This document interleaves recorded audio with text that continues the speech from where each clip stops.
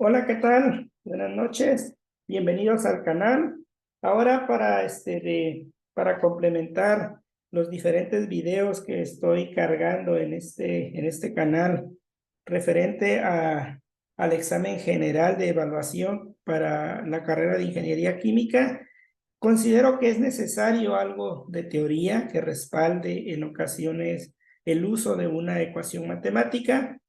Pues por ello, bueno, para entender mejor lo que estamos haciendo, por ello nace la iniciativa de trabajar algunas ecuaciones directamente, como lo es la ecuación de Van Hoff en termodinámica, la ecuación de Arrhenius para el caso de cinética, y la ecuación de Clausius en termodinámica para ciertos cambios de fase. Bueno, en este sentido, pues, bienvenidos y vamos a dar inicio con la ecuación de Van Hoff. La ecuación de Van Hoff se utiliza para estimar la constante de equilibrio de una reacción química y se define de la siguiente manera: logaritmo de la constante de equilibrio Kp delta H sobre RT cuadrada. Esta es la ecuación de Van Hoff, ¿ok? Aquí voy a anotar el nombre, Van Hoff, ¿ok? Y nos permite estimar la constante de equilibrio cuando se tiene una modificación en la temperatura o hay un cambio de temperatura, y nos permite calcular cómo o qué valor corresponde a la constante de equilibrio. Bueno, vamos a iniciar con ella y vamos a dar unas características muy importantes que todo ingeniero químico debe conocer al respecto de esta ecuación. Bueno, para dar inicio, pues podemos integrar esta parte. Si destacamos, vamos a integrar esta parte. Y aquí me quedaría integral delta H RT cuadrada diferencial de T. Y los límites de integración van a ser los siguientes. A una temperatura T1, pues obviamente tenemos una constante 1, T1, una constante 2 a una temperatura 2, ¿verdad? Y la constante Kp es la constante de equilibrio, pero en términos de la presión parcial. ¿De acuerdo? Hay una constante Kc, que es en términos de concentraciones, y una constante K, índice Y, que es en términos de las fracciones mol. Hay más constantes, hay una Ka que conocen, es constante de disociación de un ácido, una Kb, constante de disociación de una base, hay una K subíndice I y es constante de ionización del agua. ¿Okay? Aquí tenemos con la constante de equilibrio termodinámica. Entonces, si hacemos esta integral, pues nada más nos queda el logaritmo de Kp, ¿verdad? Porque la derivada con la función de la integral, pues desaparece. Evaluado de Kp1 a Kp2.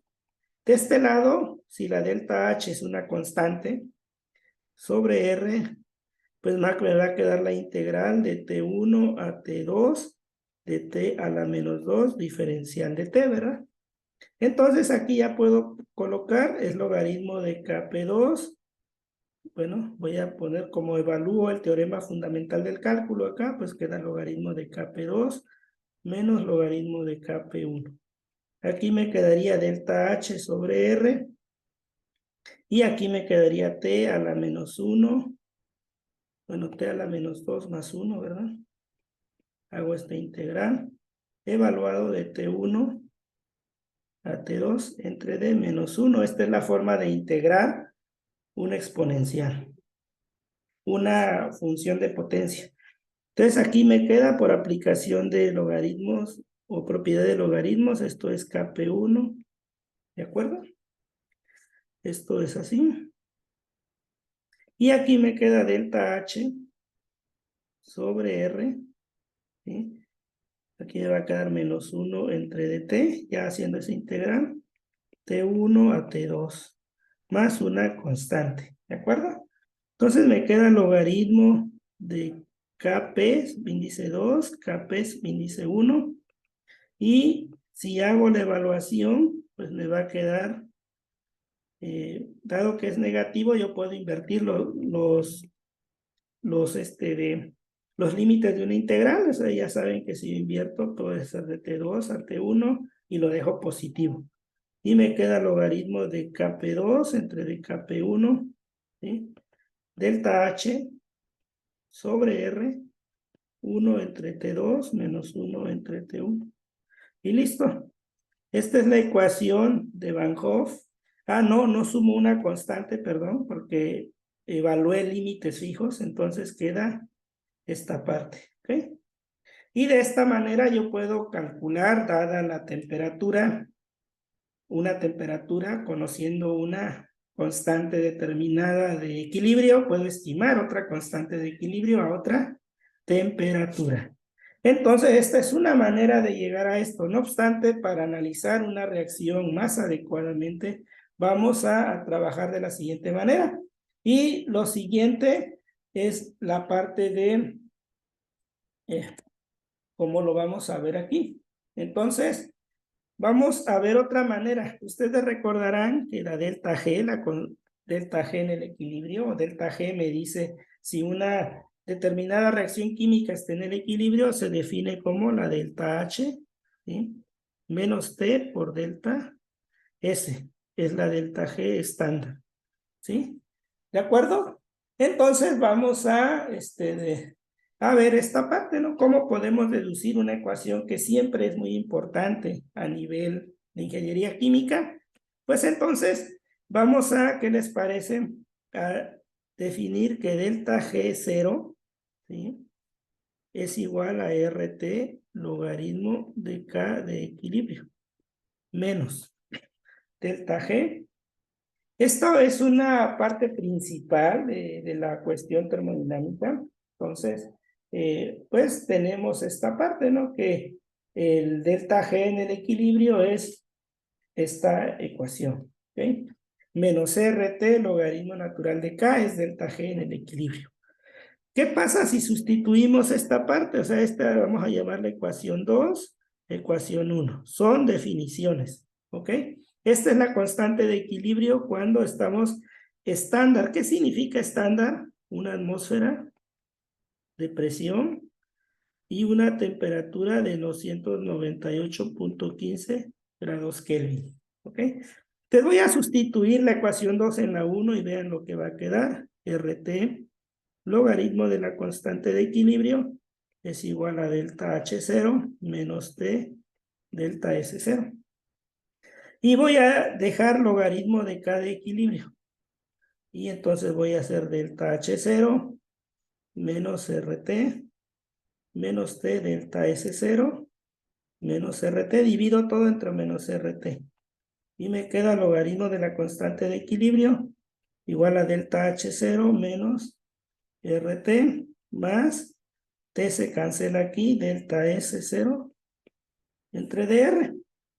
Puedo arreglar esta ecuación de otra manera, claro. Lo puedo ver como logaritmo de K de equilibrio menos delta H0 R por 1 entre dt más delta S0 entre dr.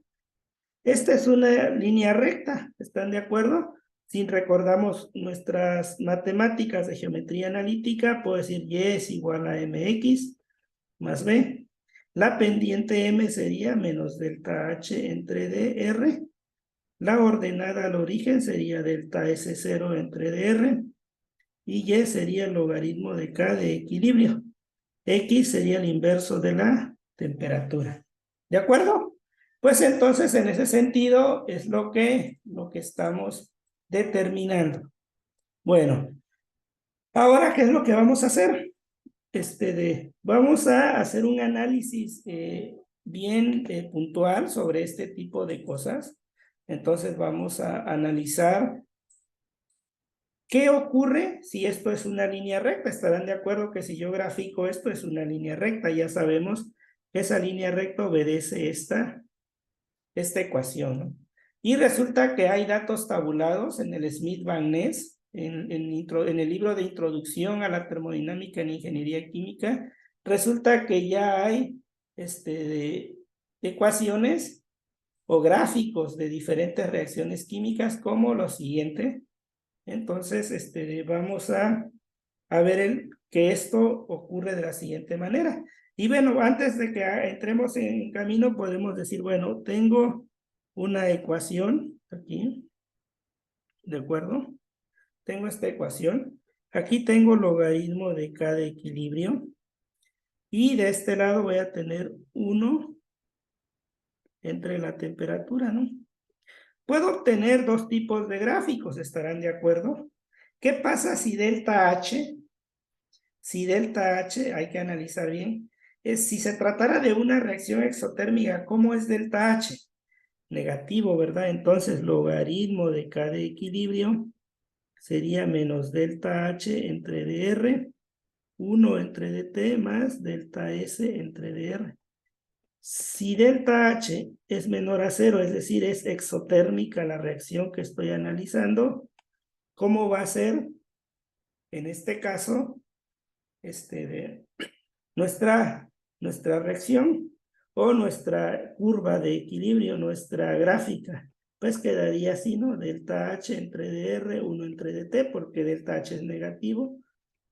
Entonces, como pueden ver, me quedaría una recta con pendiente positiva que estaría cortando el eje Y justo aquí en delta S0 entre dr con una pendiente M igual a delta H sobre R, ¿sí? Entonces, como pueden ver, una reacción exotérmica tiene ese comportamiento.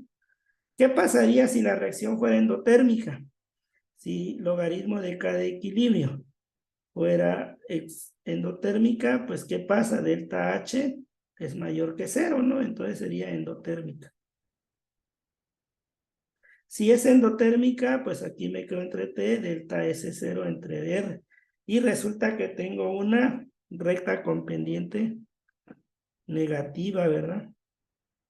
Que va a cortar el eje Y en un valor delta 0 entre dr, por supuesto. Y tendría una pendiente M igual a menos delta H entre dr. ¿De acuerdo? Pero ¿qué significa esto? O sea, ¿qué significa el hecho de que yo tenga este tipo de pendientes o este tipo de análisis? Significa que una reacción exotérmica,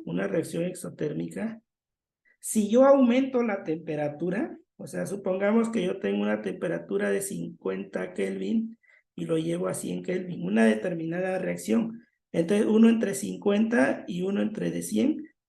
Cuando la temperatura aumente a 100 grados, este valorcito de 1 entre T se vuelve más pequeñito. Pero ¿qué le pasa a la cuestión de equilibrio?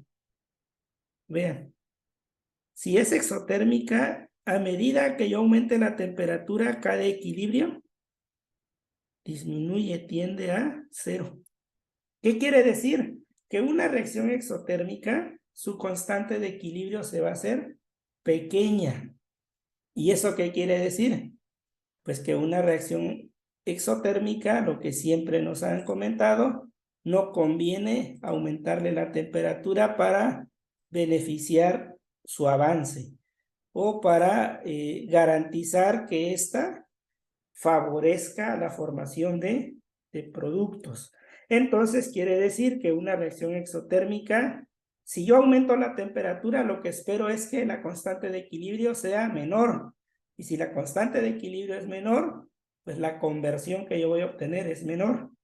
Ello afirma también lo que siempre nos dijeron en nuestros cursos, que si la entalpía es positiva, es decir, tengo o estoy frente a una reacción endotérmica, necesita calor.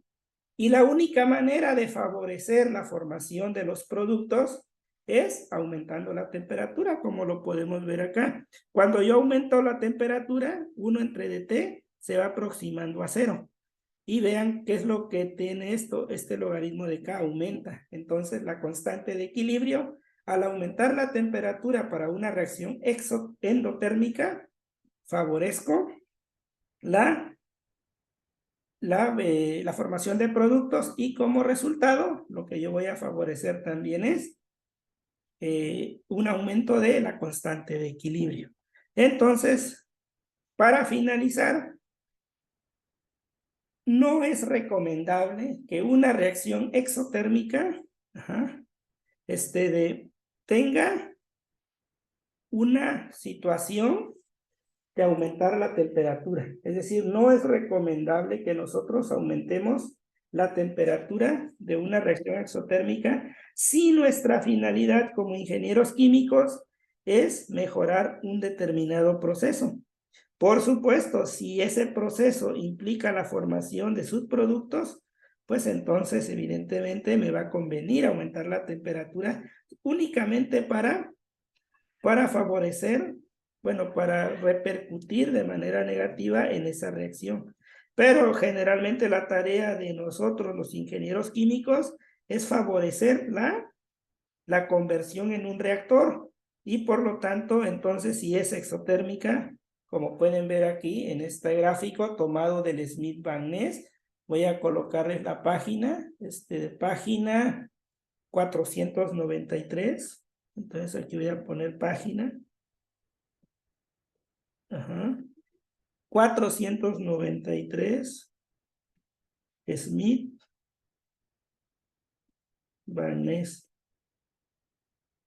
Perfecto. El Smith Van Ness entonces nos dice, nos presenta esto. Y vean, aquí tenemos diferentes ejemplos de reacciones exotérmicas y endotérmicas. Una reacción exotérmica, sabemos, son aquellas que producen CO2 con agua o son productos de combustión. Por ejemplo, estas son las exotérmicas, vean. Y como les mencioné aquí, tienen un comportamiento hacia arriba, ¿no? Esto dijimos que era exotérmica. Y esto es endotérmica.